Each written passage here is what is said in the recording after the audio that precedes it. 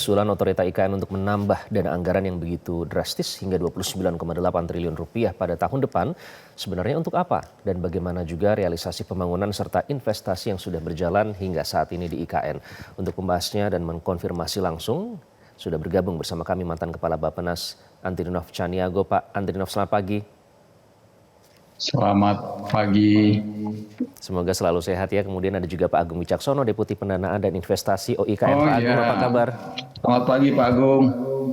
Selamat pagi Pak Andrinov, salam hormat. Selamat pagi para pemirsa Metro TV semuanya. Baik, terima kasih Pak Andrinov dan Pak Agung. Saya ingin ke Pak Agung terlebih dahulu. Pak Agung, ini ada permintaan tambahan dana ya. Itu nanti akan digunakan untuk apa untuk pembangunan IKN, Pak Agung? Ya baik, terima kasih. Jadi penggunaan dana ini adalah sebuah konsekuensi logis dari pembangunan infrastruktur dasar di IKN yang akan mulai selesai di tahun ini. Infrastruktur yang dibangun oleh Kementerian PUPR ini yang sifatnya infrastruktur dasar, mulai dari sumber air ya dengan bendungan, dengan intake paku, kemudian juga gedung-gedung perkantoran, juga nanti hunian ya. Untuk ASN, ini semua kan tentu kita harus rawat, kita harus kelola dengan standar terbaik untuk memberikan kenyamanan bagi para ASN dan juga masyarakat yang ada di sana. Jadi memang kalau dilihat dari 29 triliun yang diajukan, itu total 28 triliun adalah di bidang sarana prasarana, ya, termasuk juga nanti pembangunan infrastruktur dasar lanjutan untuk konektivitas transportasi publik misalkan, selain yang sifatnya sudah ada investasi dari beberapa perusahaan seperti misalkan Bluebird, tapi juga misalkan nanti fasilitasnya, misalkan teknologi cerdasnya, itu kita juga perlu dukungan dari APBN untuk menguatkannya. Jadi dua hal itu, pengelolaan infrastruktur yang selesai dan juga melanjutkan infrastruktur dasar yang diperlukan sehingga investasi nanti juga bisa masuk dengan lebih nyaman karena ada dukungan infrastruktur. Oke, Pak Andrinov, waktu itu Anda sebagai salah satu pencetus dari pemindahan IKN ya, saat masih menjabat Menteri PPN dan juga Kepala Bappenas tahun 2014-2015 saat itu. Nah, kalau melihat progres dari pembangunan IKN hingga saat ini beserta skema pendanaannya, apakah itu sesuai dengan pada saat itu yang dibayangkan Pak Andrinov, yang ada bayangkan dalam blueprint soal pemindahan ibu kota ini? Ya, saya klarifikasi sedikit soal sejarahnya ya. Ini kan bermula dari wacana yang terus muncul tiap tahun sejak khususnya sejak zaman PSB ya. Ini yang wacana ingin memindahkan ibu kota. Ya, soal kemudian dikaitkan dengan ada gagasan Bung Karno ke Palangkaraya itu soal lain ya. Nah, dalam wacana itu tentu ada macam-macam alasan. Kemudian sampailah pada dimulainya pemerintahan Pak Jokowi yang dengan visi membangun dari pinggir, membangun dari luar Jawa, membangun dari kawasan timur, pemerataan, keadilan dan sebagainya. Dan juga di dalam RPJMN itu ada rencana membangun kota-kota baru, walaupun tidak dieksplisitkan ketika itu mengingat pertimbangan-pertimbangan politik dan lain-lain itu untuk memindahkan ibu kota.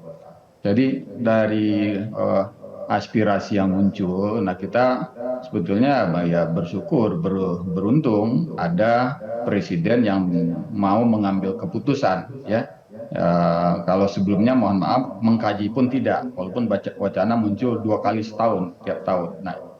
Nah, lalu dimulai kajian waktu masa saya, waktu Pak Sofyan Jalil, kemudian Pak Profesor Bambang. Kajian itu cukup komprehensif, termasuk di tahap akhir itu melakukan kajian perbandingan sejarah pemindahan ibu kota di 30 negara yang di situ ditemukan kesimpulan antara lain ya rata-rata waktu untuk memindahkan itu 10 sampai 20 tahun ya.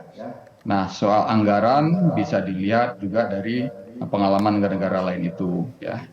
Nah, kalau sekarang kita kembali ke prinsip ya.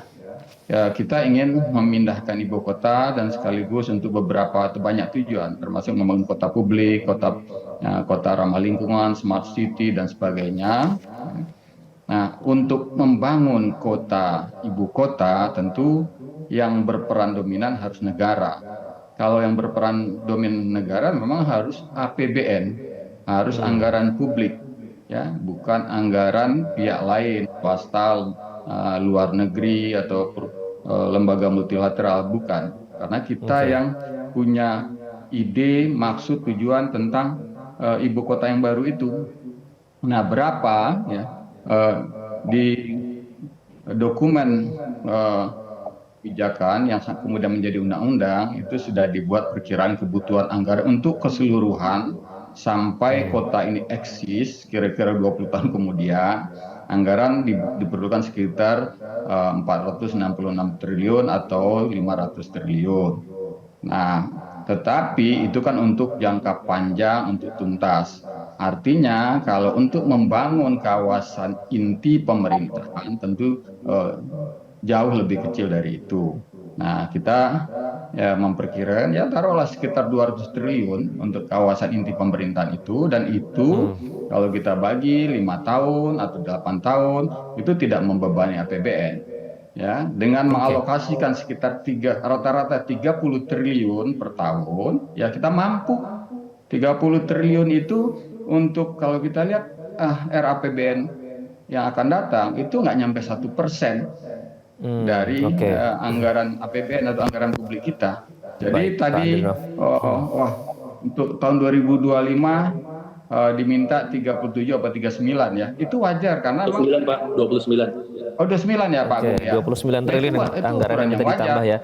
Bahkan Jadi ada sampai jaminan nanti 40. tidak akan memberatkan Nah, APBN ya Pak ya. Ini juga yang disebutkan oleh Pak Tidak. Bahlil Lahadalia. Katanya nanti karena ini masih menunggu infrastruktur di lingkaran 1 selesai, tadi disebut kawasan inti pusat pemerintahan. Makanya untuk sampai saat ini Pak Agung ini masih cukup dengan APBN dan juga investor lokal ya. Tapi di sisi lain juga perkembangan dari investor asing sendiri seperti apa? Karena kan meskipun ya yang tetap harus proporsinya besar dari APBN, tapi kan kita lihat pemerintah cukup getol. Istilahnya itu menawarkan IKN ini ke investor-investor asing, bahkan Pak Jokowi saat itu di Singapura juga langsung menawarkan ya kemudahan berinvestasi di IKN. Nah, itu perkembangan investasinya sejauh ini sampai apa? Sampai sejauh mana, Pak Agung? Ya, investor asing sangat tertarik dengan IKN. Tapi mereka utamanya masuk ke dalam skema yang namanya KPBU. Kerjasama pemerintah dengan badan usaha atau PPP, Public Private Partnership. Saat ini dalam perhitungan kami sudah ada total indikasi itu sekitar 48 triliun, hampir 50 triliun ya para investor yang masuk dalam bentuk saat ini tahapannya melakukan yang namanya studi kelayakan atau feasibility study.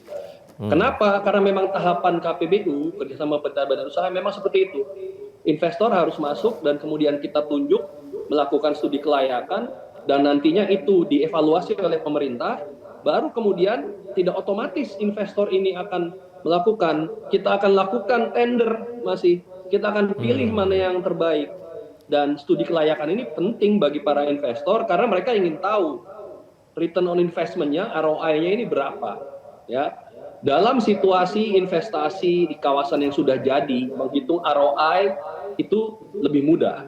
Tapi di dalam situasi seperti IKN, tentu penghitungan ROI-nya melalui feasibility study tadi membutuhkan proses, membutuhkan tahapan, dan di dalam skema KPBU ini yang bagusnya ada yang namanya government guarantee, jaminan pemerintah.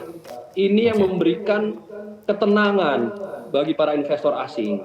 Tapi tadi karena ada government guarantee, kita harus sangat prudent, sangat hati-hati dalam mengevaluasi, dalam memilih dan mendapatkan yang terbaik. Dan betul yang dikatakan Pak Andrinov tadi, mereka tentu juga akan melihat infrastruktur dasarnya seperti apa. Contoh ya, para investor asing ini yang sudah berproses itu ada 3 negara paling tidak yang saya sampaikan. Pertama ada Malaysia. Malaysia ini adalah yang paling dekat, negara tetangga paling dekat, dan mereka tentu merasa juga senang dengan adanya ibu kota yang berada dalam satu pulau dengan negara bagian dari Malaysia. Kedua ada Tiongkok. Tiongkok ini tentu investor yang besar, agresif begitu ya. Mereka punya kemampuan ya. Dan kedua-duanya ini Malaysia, Tiongkok sedang dalam proses untuk studi kelayakan di investasi KPBU untuk perumahan ya, untuk perumahan bagi ASN. Nah ini satu modal yang saya rasa sangat penting. Dan yang ketiga adalah investor dari Timur Tengah yaitu Uni Emirat Arab. Ya, Jadi itu UAE sekarang sampai pada dengan tahap waktu feasibility World study ya Water Pak Forum Agung ya? kemarin, Hmm. ya, Apakah, nah pertanyaannya kemudian pada saat itu di Kompas CEO Forum 2022, Pak Jokowi kan sempat menyatakan IKN kebanjiran investasi, bisa disebut oversubscribe, jumlah investor meningkat hingga 25 kali lipat. Nah, apakah semua investor yang telah diklaim oleh Pak Jokowi tersebut sudah mencapai lebih dari letter of intent atau hanya sekedar minat atau nanti akan berujung kepada MOU? Nanti saya akan konfirmasi lagi ya Pak Agung dan juga Pak Andrinov, namun kita harus jeda terlebih dahulu. Anda kembali di Selamat Pagi Indonesia, pemirsa, masih bersama dengan Pak Agung dan juga Pak Andrinov membahas terkait dengan kelanjutan IKN dan investasi di sekitarnya. Pak Andrinov, tadi kita sudah mendapatkan gambaran terkait dengan perkembangan soal pendanaan dan juga bagaimana investasi di IKN sejauh ini. Nah, jika ada melihat atau mungkin Anda punya masukan dan juga pandangan, bagaimana seharusnya pemerintah ini membangun atau prioritas apa yang harus dilakukan oleh pemerintah? Apalagi kita kan melihat ini sudah beberapa bulan sesuai target nanti upacara 17 Agustus akan dilaksanakan di IKN. Jadi fokusnya harus kemana Pak Andrinov supaya semuanya ini berjalan sesuai dengan rencana? Ya, karena itu saya mohon maaf, saya ingin menyampaikan beyond dari apa yang dikemukakan oleh Pak Agung ya. Karena saya ingin menyampaikan pesan ini untuk pemerintah dan OIKN sebagai lembaga. Ya.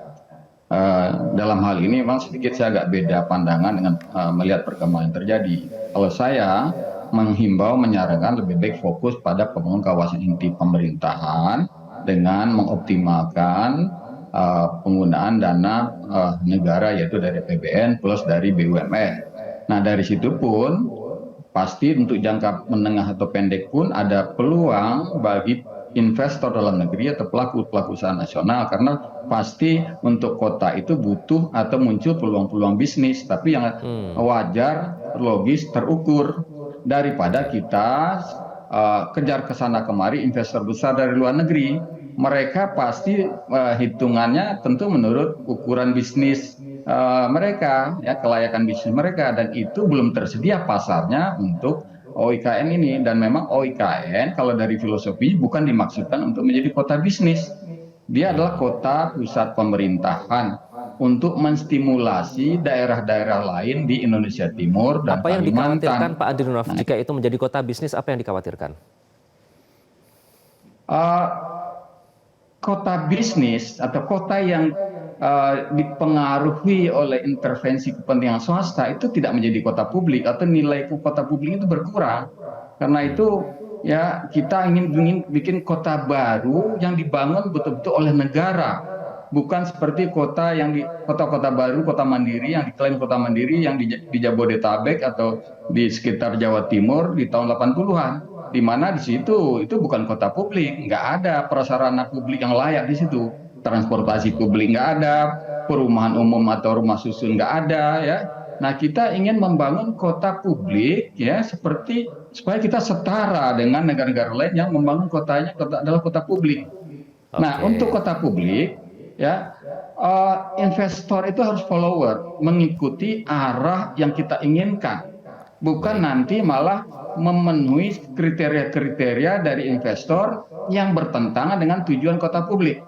Ya, itu kita langsung konfirmasi ya, Pak. Nah, nggak ada investor yang tidak berbicara soal pengembalian modal, ROI, ROI. Ya, pasti Pak mereka Agung, itu. Nah, kalau mereka sudah bicara itu, mereka akan bicara Pak pasarnya apa, tolong diciptakan. Mereka akan minta pemerintah menciptakan pasar untuk mereka. Nah, ketika pemerintah harus menciptakan pasar, kita akhirnya bisa mengabaikan tujuan-tujuan publik yang lain. Oke, itu yang dikhawatirkan ya. Jadi jangan sampai menjadi kota bisnis tapi kota publik yang memang demi kemaslahatan masyarakat. Apakah orientasinya memang sudah ke situ, Pak Agung? Saya setuju sekali dengan Pak Andrinov. IKN ini dibangun sebagai sebuah kota yang inklusif untuk publik, untuk masyarakat. Kehadiran pemerintah, negara hadir dalam membangun IKN dengan dukungan APBN yang tadi disampaikan adalah untuk itu. Bahkan juga negara berperan dengan adanya otorita IKN ini untuk menjaga tata ruang, menjaga prinsip-prinsip perlindungan lingkungan, menjaga prinsip juga untuk hak-hak masyarakat setempat. Itu sangat nyata. Tapi juga memang Pak Andrinov, seperti kita pahami, IKN ini kan wilayahnya sangat luas, 250.000 hektar, yang memang kawasan inti pusat pemerintahan yang sekarang sedang dibangun itu memang akan sangat perlu dukungan APBN untuk infrastruktur dasarnya. Ya, area 6.600 hektar ini. Tapi di situ mulai berdatangan investor dan persis disampaikan Pak Andrinov tadi, investor dalam negeri, investor merah putih, para investor pelopor yang sampai sekarang sudah 51 triliun yang mereka komitkan dan mulai membangun. Hotel itu bulan Agustus ini ada 2 targetnya selesai. Rumah sakit ada 3 yang sudah mulai pelayanan. Ya, kemudian pembangkit listrik oleh PLN dan ini bekerja sama juga dengan investor asing dari Singapura itu juga akan siap pembangkit listrik dengan tenaga surya energi terbarukan. Ini semua investasi ya yang mendukung yang tadi follower bersinergi dengan anggaran pemerintah. Tapi kedepannya Pak Andrinov, dengan segala hormat, kami melihat visi Bapak Presiden adalah IKN ini juga merupakan alat untuk menumbuhkan economic hub baru, memeratakan pembangunan seperti pesan Bapak tadi ke Indonesia Timur, sehingga nantinya di luar kawasan inti pusat pemerintahan itu memang akan ada financial center, ada area turisme, pariwisata, area pengembangan inovasi, bahkan juga pertanian dan juga logistik yang nantinya tentu ketika dukungan pemerintah sudah solid, sudah tuntas dengan APBN di kawasan inti pemerintahan dan para investor dalam negeri sudah berperan mendukung, maka ini akan menjadi peluang besar untuk kawasan jadi kita. yang harus dipastikan ada 2 hal ya. Yang pertama, jangan sampai membebani APBN karena lagi-lagi ini untuk rakyat yang sampai sekarang banyak kebutuhan yang bersumber dari APBN, dan yang kedua jangan sampai keinginan investor ini mengalahkan tujuan atau fungsi kota ini sebagai untuk kemaslahatan masyarakat ya. Terima kasih Pak Agung, Pak Andrinov atas pencerahannya, sudah mendapatkan gambar yang lebih lengkap hari ini. Kita semoga berharap ini juga. Jelajahi cara baru mendapatkan informasi. Download Metro TV Extend sekarang.